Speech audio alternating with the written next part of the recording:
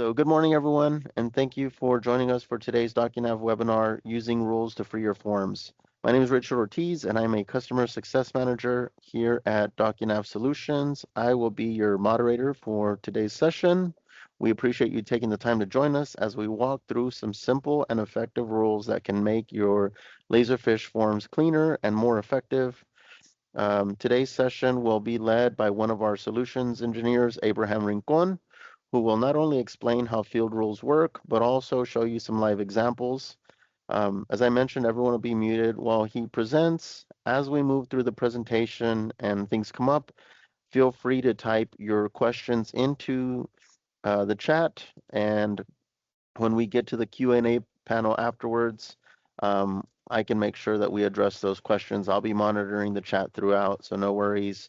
Once he's done, we'll open the floor for that Q&A, and you can ask any questions that you think of at that time as well. A quick reminder, today's session is being recorded and will be uploaded to the DocuNav YouTube channel. We'll put a link in the chat towards the end of the session as well, so that you all have access to our YouTube.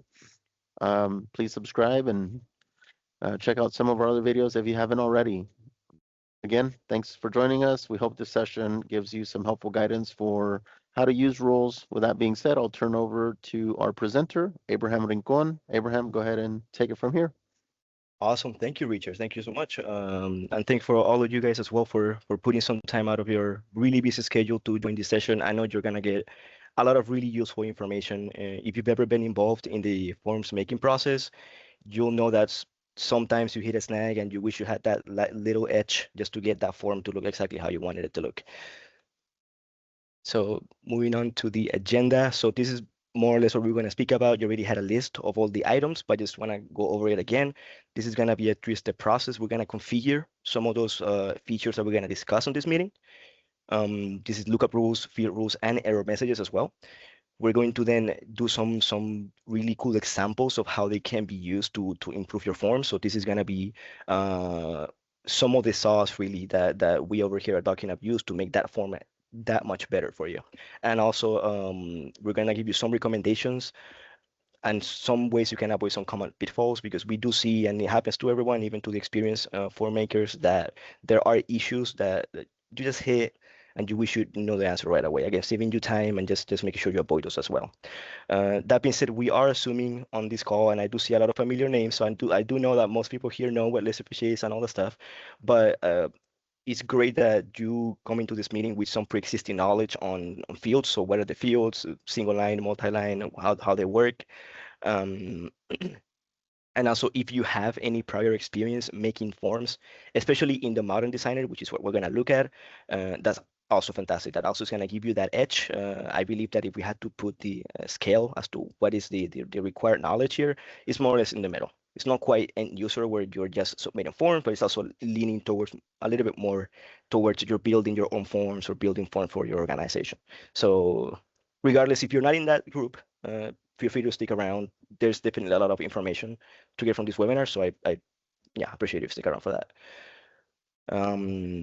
Moving on to a question that everybody here probably should know. So what is Laserfish Forms? I'm pretty sure everybody here has used it before, but we know it's a platform, it's a web interface that lets you create forms that collect data from users. It's obviously implemented in the Laserfish stack, so you get access to the Laserfish repository, to get access to some of those really nice workflow features, just to get the most out of your forms. It also helps you just remove the dependency of having paper be involved in the process, so you can have the user submit a form from their computer, they get it, you get the form in Forms in your computer, and it gets saved into Laserfish where you can access it from your computer, right? So there's no scanning, there's no printing involved in the process, and you get some of those nice benefits of having validation, of being able to ensure that a user is only able to really input data that you really want to see, so that way you don't have information that you can't work with, and it's also just reducing user error in general. Again, it's all the flexibility, it's just being able to do it from anywhere as well, and not having to have any printer ink just to get the paper out, right? So I just have one example here of a form I made quite some time ago, and we see that These are the same forms, but one of them is a paper version and one of them is the forms version. I do just want to point out some of those issues that we see with paper forms, and this is why Laserfish forms is so important for a lot of us in here in this call, is that there is no looking at the paper form, right? You might have a user that forgets to check a box, right? There's a bunch of boxes in there. There's a lot to work through on this form. There's like 50 questions in total.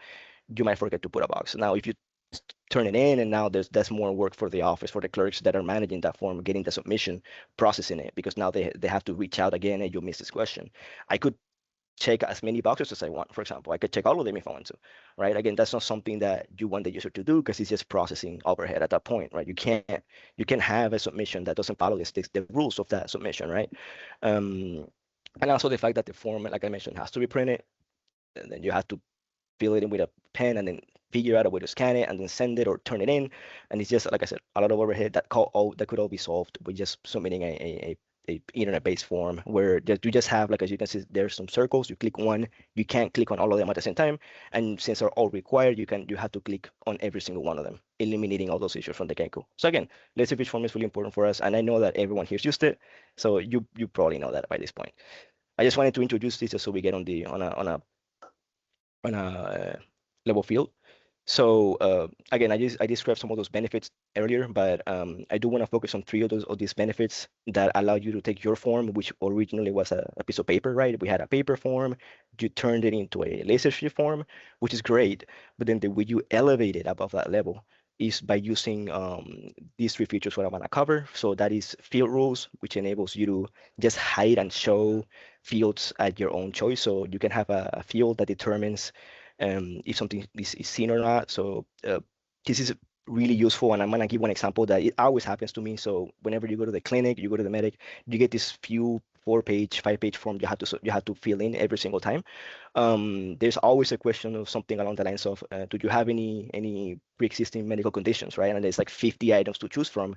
Well, we all know that there's this empty space, right? Most you're gonna check a few of those options, or maybe none of them, right? And then just half of the page that's just wasted on space that we could have saved, right? So in Laserfish, click a button, they're all gone, right? That's kind of the benefit of that field rule, and we're gonna cover that later as well. We're also going to cover lookup rules.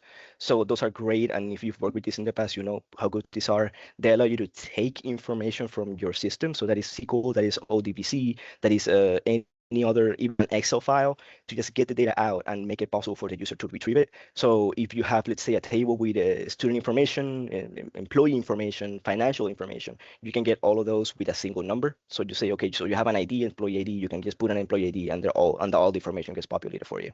It just saves a lot of time, especially for the redundant data that you might be in the need of submitting a lot of. You can just remove that from the user entirely. It also ensures that your naming conventions, like if you have a name that you're retrieving, that is matching the name exactly as it is in your system. Again, reducing errors all throughout. And then lastly, I think it's a really underappreciated feature because it does help a lot is the custom error messages, right? This is also a rule within forms. And what it does is that Laserfish Forms obviously has its own error messages that you can see on a field. So if you try to put a date field and you put the year of 2 billion, that's an error. That year doesn't exist. So that's probably going to complain about it, right? But the way that it complains about it to you or to the user, just so that you know what's going on, might not be entirely descriptive at the moment. I'm going to show a few examples later, but I do want to put a pin on this specific uh, feature because it does help a lot just to reduce that error that the user might encounter when they're trying to use a value they think is correct, but they're not seeing that reflect on the system.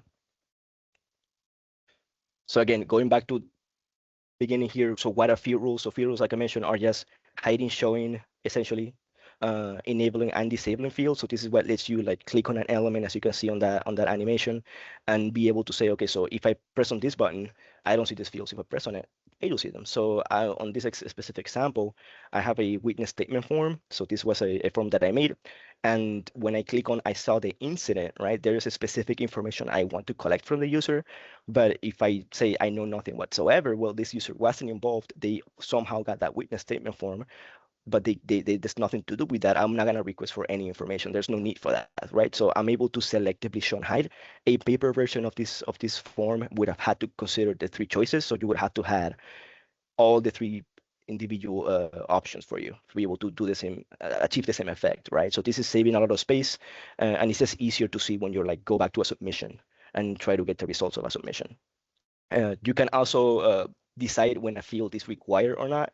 So this is great for a few examples that I'm gonna provide later, but it's just adding to the feature set here. And there's also, you can also modify classes in CSS. You can add and remove a class. We're not getting quite into that feature. It's particular, but I'm pretty sure somebody's gonna find some uses for it, for sure. We got lookup rules. So I think instead of explaining, I'm just gonna let the animation go. As you can see, I put a number in there. In this case, it's an employee ID I put on my system. And the moment I click out of that field or press enter, all the information that is related to that employee ID or injury report ID is showing in there, which is great. It's awesome. It prevents you from having to type all of that information yourself. And I mean, we all know what our name is, which is obviously something that's not really the problem. The problem is the formatting. The problem is that we have to type it every single time. And so having that option removed from the user and it being a system thing, it matches the format in the system is always going to be a great way to approach it. So, and then as you can also see, those fields that are in there, so the last name, the first name, all those fields are grayed out. So I don't want the user to modify this form. I don't want it. Every user submitting this form is expected to have a report ID. Um, and so when they put that report ID, they get information relevant to them, right? This is all again targeting that minimizing how much data has to be put and then minimizing errors as well. And then lastly, we do have the error messages. So let's just glance at that error message that we get on that first field, right? So value does not match designated pattern, and then if you don't know what that is, that's just gibberish, right? That's just you can't ascertain anything from that. That's a regular expression, which again you have to know what it is, otherwise you don't know, right? So if the end user, I don't think that's correct to expect them to understand what that error message is, right? We want to make sure they get something more meaningful to them. And so notice how when I use that feature on the bottom, so I get instead of getting that error message, I'm getting make sure the SSN is entered in the following format, and it gives you a format you can read, right? It's understandable. Um, Again, this is assuming the user has any problems putting the correct information into those fields. It's possible that they already know what the format for an SSN is, which is great, but we assume that we are as the form developers, we're making a form which think is bulletproof, but there's always gonna be a way to break stuff, right? And unfortunately, the people who first find out about that is the end user, right? It's the end user using the form. They go to submit something that they can't, right? So, like I said, put a pin on this specific feature because it's great. It's great. Other than that, I think let's get right into the demo. Let's see, I'm gonna do slideshows. All right, so I'm just gonna refresh just to make sure I'm logged in. It has tendency to log me out. So I have prepared a few demos just to just getting that set up. And like I said, promise I'm gonna show you how to configure these specific rules. So I'll begin with field rules. So how do we configure a field rule? In this specific page, I already have a configuration in there. You can look at it. But my goal is that I want to hide this field that I'm hovering with my mouse when I type yes on this other field. That's all I want to do, right? It's starting really simple. Um, there's a lot of ways you can do that, but I'm gonna begin with explaining that you can access rules from the right panel over here and from these individual buttons. So you see field rules, lookup rules, and custom error messages. I recommend you really use this specific panel on the right. I'm gonna go over the reasons why. But primarily it's just that you can see the rules in the same page. You are seeing the fields themselves, easier to find what the name of the fields are. It's just easier to do, to work with. And you'll notice that if I click on the field I want to act on, which is field to hide, I go to rules, and inside of rules, I got, again, the three fields, the three methods that I mentioned. So I got field rules, lookup rules, and error messages. If I press on field rules, and then I go to add a rule, you'll notice how the field that I'm going to hide is automatically selected. Again, it's saving you time. You don't have to search for the field. This is my recommended way of doing it. So let's go with the options. When you try to create a rule, you got this option right here, which is show, hide, enable, disable. We've also got validate, and we also got add or remove CSS class. As I mentioned, I'm not covering the last two options because there's more admin level features. But if you'll see that we have the options here. You can select the one that caters to the specific need you have. In this case, I want to hide this field, so I'm gonna press on hide. You can choose whether to ignore or save data. And the best way to explain this is if you ignore data from a field that is hidden, when the form is submitted, nothing that you put on that field would matter. It would not submit. So that field will remain empty.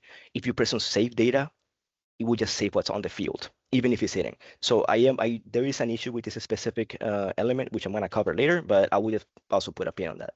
For now, though, on all these examples, and in most cases, you ignore data works just fine. And if you see that sometimes when you're saving forms, when you're submitting forms, the information is not coming through fine, if something is missing, just check on that field. That might be the culprit. You'll notice here that we have when any. So this is the conditional. This is what determines how many conditionals are interacting with that field, with that rule. So we have three. And the way that I like to see them, that's a lot of text. I just like to say or. So this is an or conditional. This is if you have 50 conditions, only one of them has to match. If one of them matches, this rule is going to work. The second one is an and condition. So if you have 50 rules, you need all 50 of them to work for this rule to trigger, right? And then we have always, which doesn't have a condition. It just always happens. I'm gonna select when any because again, I'm only gonna have one rule here. It's a simple one. And here, select the criteria. So the criteria that I have is that I have a field called should the next field be hidden? That's the field that I want to test a value for. And so when I press on that, I can say the field is, there is a lot of options here. So you can do is not, is blank, it's not blank, contains. There are a lot of uses for this one. I'm just gonna go with the basic is. So if the field is yes, right? That's it. That's my rule. So I'm gonna summarize it again. Hide the field to hide when this field called should the next field be hidden is yes. So when I press done and I save that field, I can then go to this demo page right here, and let's just try it. Let's make sure that it's working, right? So I will wait until it's done loading. And if I were to press yes, notice how that field is gone, right? So that's just setting that field from the very beginning, just showing you what the interface looks like. As you can see, it's really simple. And like I said, I do encourage use the right panel, makes it a little bit easier. I would jump to some examples that I found to be really useful when making forms.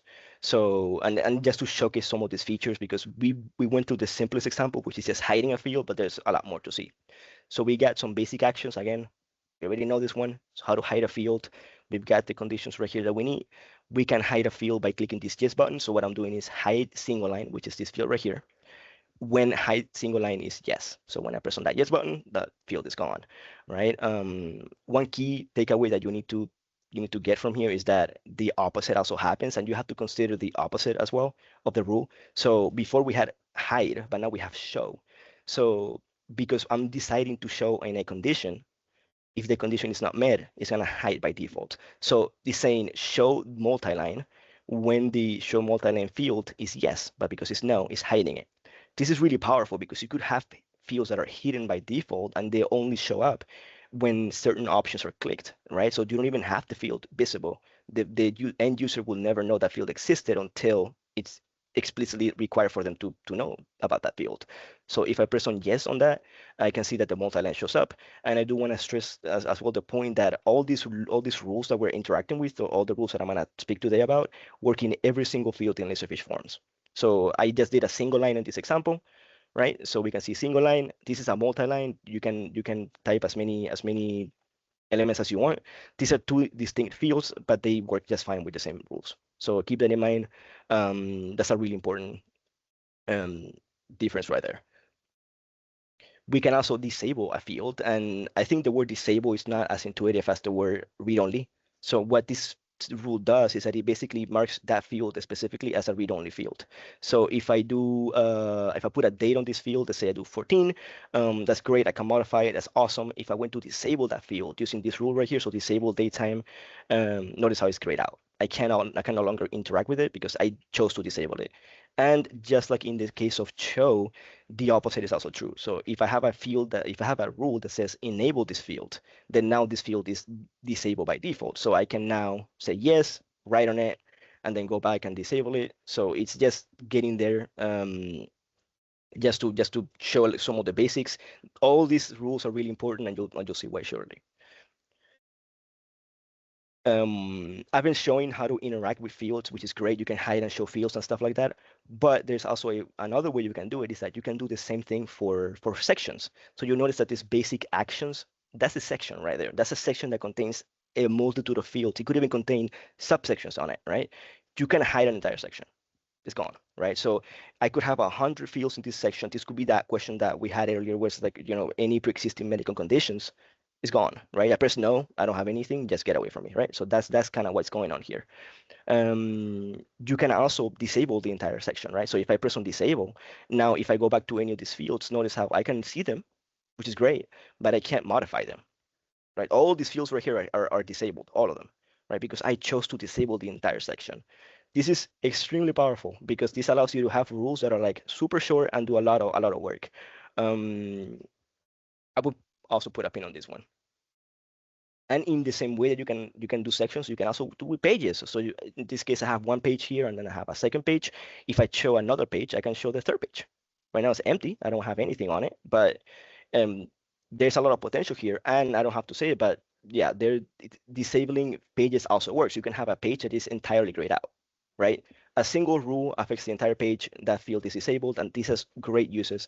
If you have a submitter, for example, so the form is submitted by an employee, and then it goes through an approval process, right? With this specific, like disabling a page, you can just make sure that the approval, the person who's approving, a manager, can read the information submitted before, which is great for making determinations, right? But then cannot modify anything. We don't want the manager playing around with some of the values, right? Especially with some of the sensitive forms that can be made. So this is a great way to ensure that they can see it, they can touch it. So there you go. I'm gonna hide that field right there. Um, we've been making really simple rules, lookup field rules at the moment. Don't think that's the only way you can do it. We've also got conditionals where you can add multiple conditions. So right now we have a field that I'm deciding to show. So you see this show section right here, but I want to show it when I press yes, and then I said yes. So now I have a condition that requires two actions, and this could be any number of actions. You could have 100 fields, and then you press on all of them, and then something happens, right? Notice how I am using, and this is really important, I am using the when all of the following are true, right? So earlier we did only any, but if I did any, it would only work when only one of those rules is active. I want all of them to be true for this field to show up. Because if I press actually, it doesn't work because I'm explicitly requesting that are you really sure is I say yes, right? If I were to switch this over to any, then it would show up when any of these two conditions are met. We don't want that, right? So be really careful of this specific condition. It will help you just make sure that everything makes sense logic-wise. And you can also, looking at the other way, you can have one rule, one condition that affects multiple fields. So in this case, I have show field one and show field two when this is sure why not. So if I do sure why not, it shows them the two of them. You're not limited to only one field per rule. You can add as many as you want. As you can see, those plus icons in here, those are just, you can add a condition with this one, and you can add a field to be affected with this one right here. So again, don't feel discouraged to make a rule, only one rule for every single field, because that might not be the right way to do it. Although if you have 300 fields you have to show and hide, I recommend at that point just use a section. It's a lot easier. We've also got something that a lot of you guys have seen in practice, and it's great, is that displays really, really well with steps and stages. So as you can see, this is a really basic process where the user submits a form, it goes through an approver of any kind, and then it ends the process. This is fantastic. This is a really cool process, but I want to make sure that the approver gets to see the submission information, right? Because that way they can approve the form and submission data, right? Without being able to touch it. That's a requirement. So what I can do is I can type in any number values in here. So I can do any number I want. So notice how that's in there, right? And then as the submitter at this point, I will just press submit. That form is done. If I come back as the approver though, right? So if I go back to the form as the approver, notice how I can see now a different section. This could be a page, for example. So I say show page when a step is approver, right? And then now, and I can also do a rule to this section here, say disable section when a step is approver. And so that way I can see the data. I can't play with it. It's hidden. But because I have access to the data, I can make determinations based on it. So I can say this information is accurate. That's awesome. We're good to go. This is really useful, and like I said, you've seen it in the forms that we make over here. It's just it makes it easier to interact with forms because it's not that you have to find a paper copy of it or you don't have to go to the repository. You can straight up use the form that you get as a submission. It's just a different page. I did discuss that there is show, hide, enable, and disable, but there's also validate. So validation. Um, I'm gonna discuss two specific examples. There are obviously more, but I leave those up to your imagination. In this case, I'm asking a question that is asked often is what is your preferred method of communication, right? So what do I want to get contacted by, right? So I could use a phone number, I could use an email, but I want the user to put one, right? So it would be a shame if the user goes into the form, they don't give me one, I can't contact them anymore. I don't have a way to contact them. So if I ask the user, what is your preferred method of communication? I can put phone, and notice now there is a star right next to the phone number, right? That means that this field is required. So if I don't do anything with this field, if I leave it empty, Forms is going to complain. It's going to say value is required, and I can't submit the form. The form will not be able to be submitted if this value is missing. So what this is allowing the user to do is to choose their preferred method of communication. So I say I want to be contacted through an email address. Great. But then we also make sure that the user follows up, right? They put their email address because otherwise that kind of field is useless, right? This also gives us the option, I don't know if you can see that, to just leave the phone number there still. You can still put your phone number. That's great. It's good to have a backup, right? But we require the selection from the user. So this is what we did. We did validate the phone number or the email address. So we have the two of them here when the preferred method of communication is phone. So when it's phone, I make the phone number required and I make the email address optional. Pretty simple rule, and it gets the point across that you can choose one of these two methods and you enforce the user to follow up with that method. And on the validation step, there's also another one which I think is pretty useful. Is that and you can correct me on that. I'm willing to hear answers from that. But usually when an event happens, there's a start date and an end date. Usually the end date is after the start date, right? So we want to make sure that the user properly sets that up.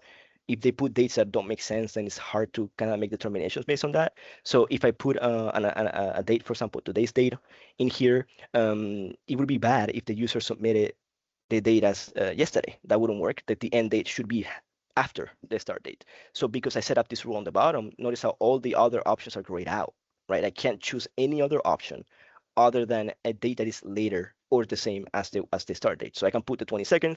That is perfectly fine. The system is not complaining. And the rule is pretty simple. It's validate end date, right? So this specific field, as the field we value no earlier than. So a value no earlier than a start date. That's it. That's all it takes to make that rule. And notice how there's an always here. I'm choosing to always evaluate that conditional. I don't want to have it on a condition. I can make it so that when I press a button, it then detects it. But we don't want that. We want it to make sure that it's always checking that the date ranges make sense. So that's that. And we also have submit buttons. You can hide and show submit buttons as well. So you can do hide and show. As you can see that we had no submit button, you can do so now. That should cover it for field rules. Let's move into lookup rules. And we're going to do the same thing. Let's set up a lookup rule. So I'll begin with the same thing. I'll select on the employee name and do lookup rules. I'll add a lookup rule. And this is where it gets a little bit to the admin side. You'll have to select a data source. This is something your admin has to set up because it's looking at a SQL database. I already set up for this webinar, but if you don't have one, reach out to your IT. I'm pretty sure they can get you one set up for you. I have a table called employee data, and that's where I'm drawing my information from. Now, what I do is that I'm going to say this is a condition. So when I'm going to say employee ID matches employee ID, the second line is what's the column of my database. So when employee ID matches employee ID, I fill the employee name with employee name. And I'm also going to fill, I'm going to add one here. So I'm going to press on add. I'm going to fill the employee email right here with the employee email that's on my table, right? So I do that. We have the rule completed. So again, let's reread it from LF webinar, the table called employee data. I am saying when the employee ID matches the employee ID that I provided in that field, I'm going to populate the name and the email. So I'm going to press on done. I'm going to save that form and then let's go ahead and preview it. Let's make sure it's working. So I have a table with some information. I'm going to put my ID. So 000000 one. And as you can see, my data shows up in there. So I have my name and I have my email address. So we know the rule is working. Let's go ahead and see some examples here that are pretty useful. So this is the same one we just saw. The only difference is now with these fields are disabled. So if I put my ID again, I can populate the information here. Again, great for reducing errors from users. You don't have to type your name, you don't have to type your email, everything is done for you. Um, there is another way of creating this, which I think is really important, and it requires not using one, but two separate rules, right? So keep that in mind. The first rule, which is the one we have over here, is just no conditional. So I'm only filling employee name, this field right here, with employee name. That's all I'm doing, always. So this is just a rule that just fills this employee name. And because this is a single line field, when I press on it, notice how there is now a drop down, right? I can, oh, look at that. I can look at all of the names, right? But what's better is that if I type something and there's a match, notice how it looks it up. And so this is more like an autocorrect feature more than anything else. Like you can have values that are in the table. You can let the user choose their own value. That's fine. They can choose whatever value they want, but these are the appropriate values. And you see when I click on my name, it updates my information in here, right? Um, there's an issue with this though, is that if you want to do it this way, that's fine, but there is no reason why I am now able to just add something new. It's a single line field after all. There's no verification of what I'm adding. So if it doesn't match, the user can do something like this, right? The way we can prevent that from happening is that I can add it instead of to a single line to a drop down. So if I add it to a drop down right here, notice how it's the same information that we saw earlier, but if I put my name, that's my name right there. If I try to type something different on there, it goes to one of the values in the table. So you can only choose the values that are in the table. But this is fantastic if you want to, like I said, have an employee. If an employee is not in the table, there's probably something wrong, not with the process itself, but probably with the employee not being in your system. Like at that point, you ensure that only employees can submit information at that point, right? So this is a great feature for that purpose. And then lastly, something that you might be able to see as well is that we can fill in tables with the lookup rules. So I can make a lookup rule with no condition, with no conditions. We don't need that. Where I'm filling employee ID, employee name, and employee email. So all of these rows, all these columns with the respective columns on the SQL table. Something that I do want to point out is two things. One is that employee name, so the employee data right here. I'm not sorting by anything. So notice how my IDs are out of order. So it's 0, 3, 2, and 1, right? So be careful when you're sorting because you do want to sort, just make sure everything is consistent. And another one is this option called as new rows. You want to make sure you select that, otherwise you're gonna have a table with a single row. That's it. That's all you're gonna get. So select that, and that makes sure that you're getting all the data out. Great feature to use for sure. If you have a table, you want to display some information, some finance information, this is a great way to do that. Moving on to error messages now. Again, really, really useful feature. Let's go ahead and preview this example, right? Let's go ahead and get into this form and let's see what the issues are with these fields right here, right? So I'm gonna put social security number. I'm gonna put any value. This is what we saw earlier, right? There's a weird pattern here. This error message doesn't tell me anything. That's not good. Let's look at the employee email. Imagine I put an email right here, right?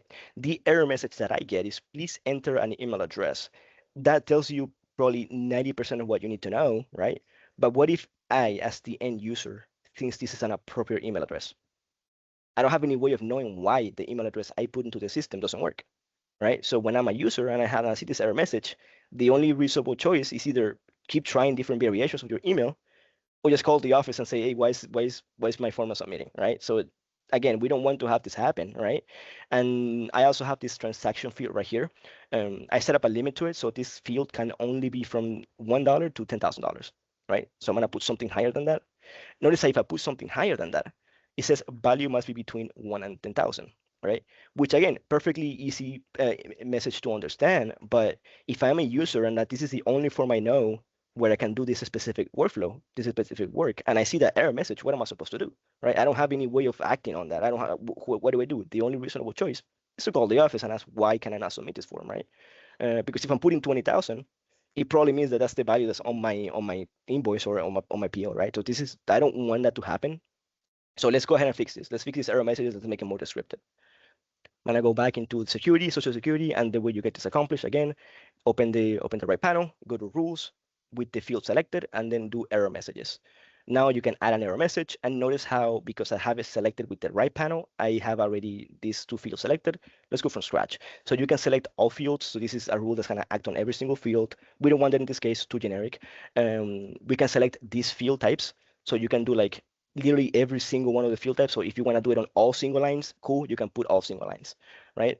You could also select right here individual fields, right? And then this is like the fields in your table. So I have three of them.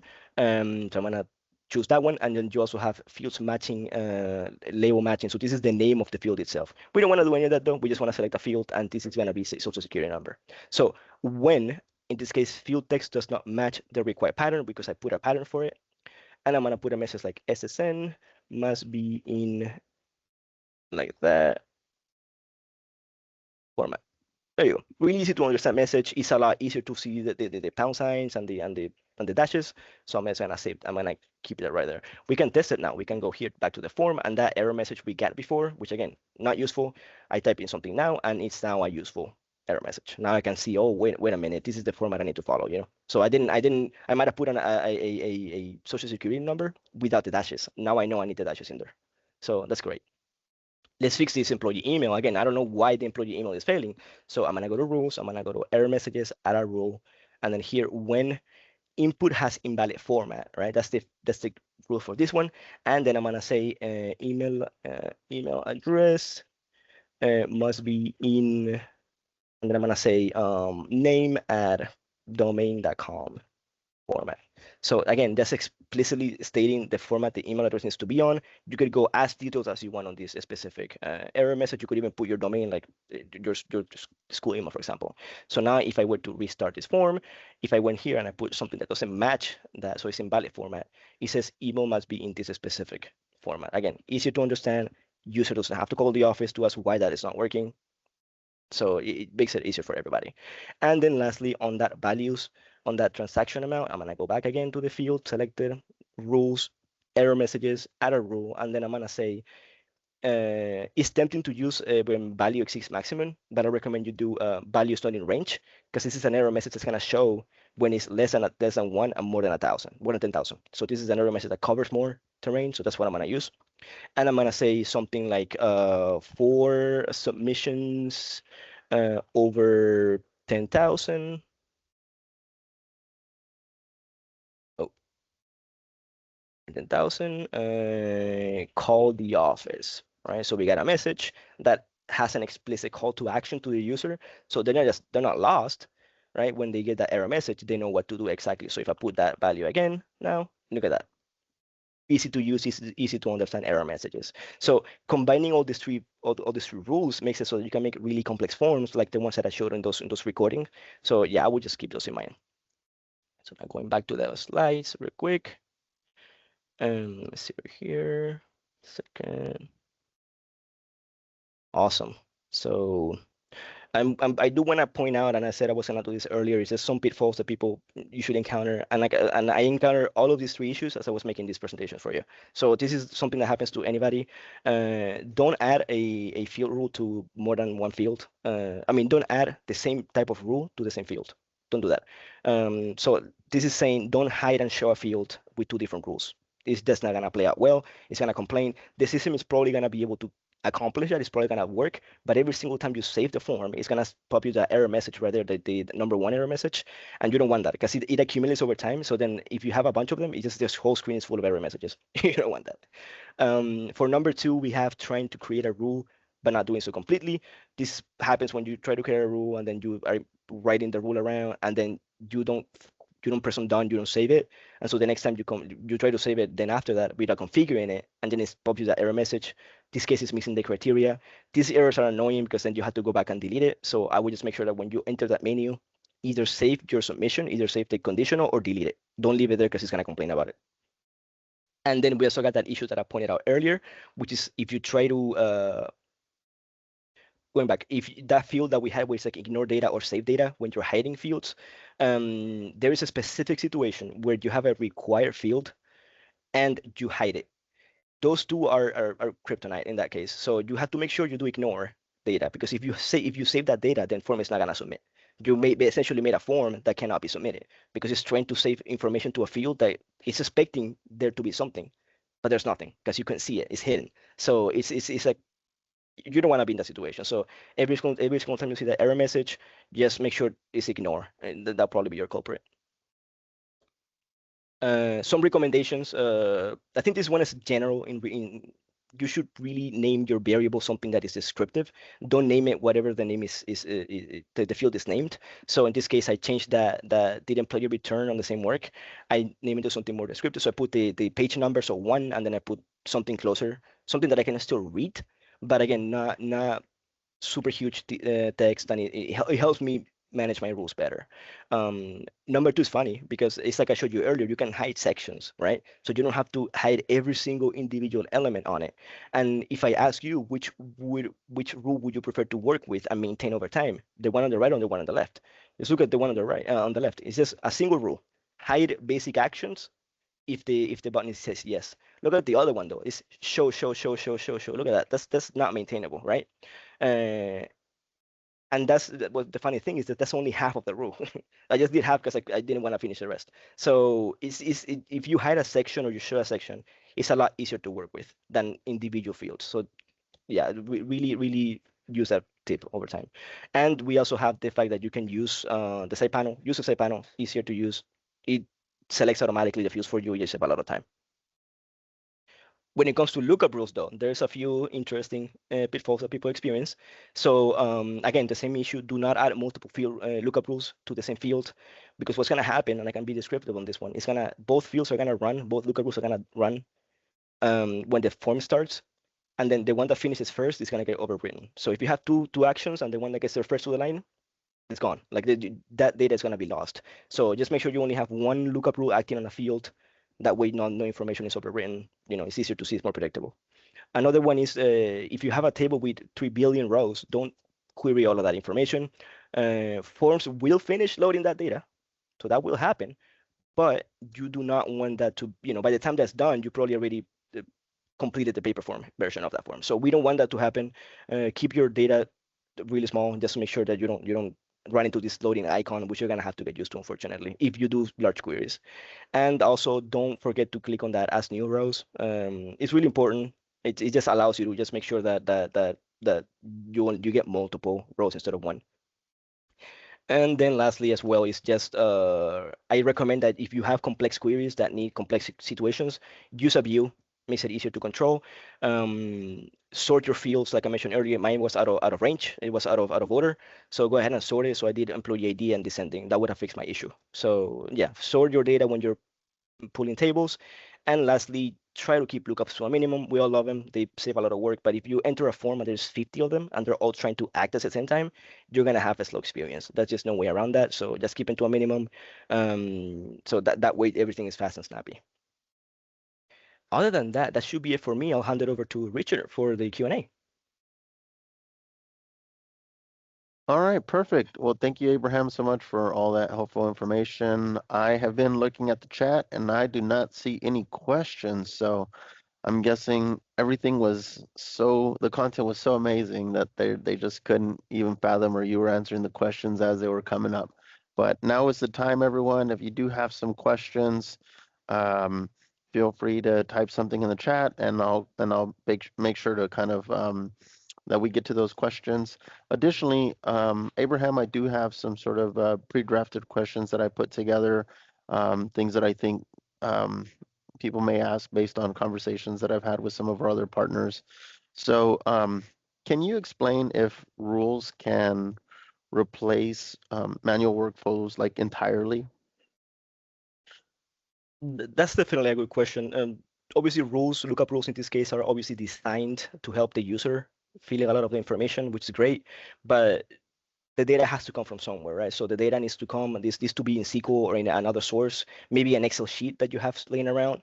Unfortunately, you need to have the data somewhere to be able to use it. So I don't think it's quite gonna be able to replace the entire section, but it should allow you to automate most of it for sure. Okay. Another one would be how do you avoid creating conflicting rules? Obviously, you mentioned some of the common things that come up in conflicts when you do multiple rules, but what would be a good strategy to avoid having some of those pop up? I think the best one, and I keep repeating that, but use the right panel, and every single time you enter that panel, and I say that not because I know about this, because I make the same mistake, but every single time you access a panel, make sure you completely fill out your rules, or otherwise just delete them. Don't keep them around. This is gonna create conflicts. You might try to create a rule and then forget about it. Next day you come back to the form with all the energy required to make a really cool form, and then you put the rule and it's all giving you a conflict. We don't want that. So yeah, enter the right panel, complete your rules. You should be good to go. Nice. Do you have a recommended approach for testing the rules before it goes live, before they deploy it? I think the best way, and it's what I was showing up earlier, is that you can click on the eye icon on any form before it's even live, and you can preview the whole form as a user, and you can even choose the process step. So that's when I chose the approver earlier. So that's a really good way to test it before it goes live, just to make sure that you're not publishing a form and then not giving access to users when they shouldn't have access to that form. So definitely use the preview mode. Awesome. Well, everyone, keep like I said, if you think of anything, especially if you have something that you're working on that you might have a question on, feel free to let us know. Another question that I have for you, Abraham, is how do the rules interact with calculations within a form? Ooh, yeah, that's a good question. There are calculations. We couldn't cover them in this webinar, unfortunately. Those are also a fantastic feature within forms. These are like Excel level formulas that you can put on fields, which is great. You can compute fields. You can do a bunch of stuff in there. I think from the perspective of a rule, from any of the rules that we cover, as long as you know what the input of that field is going to be, what of like conditional. So as long as you know that the field we're trying to watch is going to be yes after the calculation, it will work. So we can do any amount of calculations on any field, and then once the calculations are done, you can do lookup rules or field rules or error messages for sure. So it's definitely a combo to have a dynamic forms. Okay. And you mentioned spreadsheets. That kind of leads to another question. Can these rules integrate with external data sources? Yes, so it is something that we couldn't again cover because it's more on the admin side, and I mentioned that on the when I was selecting the data source that I created my LF webinar source. When you're creating a source, you're able to choose if you want to use a SQL database, which is what most people use. But in the case you're not using that, you can use ODBC connections, which you can connect to most data sources as well out there, as long as you have a driver. With Windows, there is bundled a Excel driver. So if you want to use an Excel sheet to look up data, you just have to set up an ODBC connection and then just hook it up in Laserfish and it'll work, just like any other rules that we saw in there. Awesome. Thank you. Sure. Another question that I have here is how do you debug a rule that isn't working? Yeah, so that's a good one for sure because there's really two answers to this. It depends if your form is live and if it's not. If your form is not live, then it's the same as I said before. Open the preview, see what's going on. That you might be even able to open inspect element and see what's going on in the console and in the network tab. You can get some really useful information. If the form is live, if the form is operational by users, you definitely do not want to work on a form that is publicly accessible. So I do recommend making a copy of the form. So make a copy of the form, and then you can do whatever you want on that copy because that's not really what the users are gonna be accessing. So you get to enjoy having the full version of the form without affecting any of the live users. Nice. And I think that actually answered my next question. My next question was going to be how do you manage rule changes in production environments? So, Yeah. okay. How do rules help in onboarding forms? See, anybody who is used to the onboarding process that we set up knows that the probably the biggest benefit is that for the onboarding employee, right, the employee who's signing what 10, 15 documents, right, is submitting a bunch of forms. being able to just open the form and have all their data pre-populated is that's the biggest benefit. So lookup rules allows the name, the ID, and all the other information that they would have to put, the address, social security number if they have it, and the date of birth. All of that information could be immediately pre-populated the moment they open their form. So they don't even need to populate all of that. So they can, as soon as they open the form, if that form is for like medical records, for example, they can get it immediately to talking about medical records. They don't have to, go back to the top, put their first name, last name. They don't have to do any of that. They immediately go to what's needed for that form. Got it. So that would be the same, I'm guessing, for like if there was a form for student records, like an intake form for new student applicants, or like a SPED referral packet, or any basically any kind of intake process, you would have the rules potentially connect with the information system and pre-populate everything so they don't have to make any errors. Yeah, yeah, and I think on that, since kind of I already answered it earlier, I think the sky's the limit here. So as long as you can get a table, a view, or anything within SQL that you can retrieve from forms, you can do magic with that data. So you can show whatever you need. You can format it exactly the way you need it. Using views, you can format data in SQL as well. So you can, by the moment it goes to forms, it's already populated. So it's it's it's it's great. It's a great feature to use. So I do recommend that if you've got the time and you think you can make your forms better, to invest some time into lookup rules because they are definitely one of the key features of Laserfish forms. Yeah, and this last one should be pretty simple. From your experience with all the forms that you've built for some of our partners, what's probably like the coolest form that you have seen, or like that has rules that were just absolutely effective? Huh. That's a cool question. I did work for a customer where I made an injury report form, and just that entire process that I built is just filled to the brim with rules that just allow it to be exactly what it needs to be. It's got like witness statement parts to it, and I just loved it because that's the one that has the video on the slides where it's like it's showing and hiding the fields. It's just being able to just have the smallest form you can get to the point exactly, as quick as possible. That's the biggest thing for me. So that form was really effective at that, and I think that's one that I really like. Awesome. Well, I'm not seeing any other questions. So with that being said, thank you everyone for joining us today. Thank you, Abraham, for putting together this amazing content.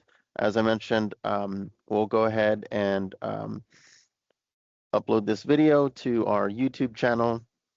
That way everyone can share it with anyone else that may have not have been able to attend, or if you need to come back and revisit this, if you're one of the people who is doing some admin work on some of the forums. And quick comments that I'm seeing here. Stacy said, great practical training, easy to follow. Thank you, Abraham. John, process is great. Abraham was able to allow staff to draw on the form. Oh, so that's in reference to the cool form that you built. That's a really Good, cool form. Yeah. yeah, good feedback. Thank you guys. So yes, thank you all again for your time, and Happy New Year. I hope you guys have a wonderful and prosperous New Year. Hope you have an amazing start to your year this month, and can't wait to see you on the next one. Thank you all. Awesome. Thank you all.